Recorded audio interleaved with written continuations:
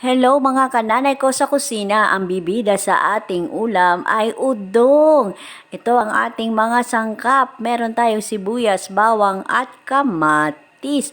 Para lalong masustansya, lagyan natin ng repolyo para may gulay. At ito ang ating ihahalo sa ating udong. Sardinas, tayo'y magigisa ng sibuyas, bawang at kamatis. Tapos, ibuhos na natin ang sardinas.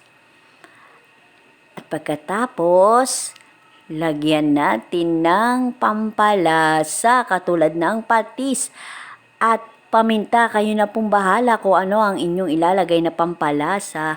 Ayan, kumukulo na. Ngayon, ibuhos natin yung pinaglagyan natin ng lata ng sardinas kasi sayang ang tomato sauce. Yan, nilagay ko na ang udong at repolyo. Pinagsabay ko sila kasi madali lang namang maluto ang udong at ang repolyo. Ayan, luto na ang ating pansit na udong. Kain tayo!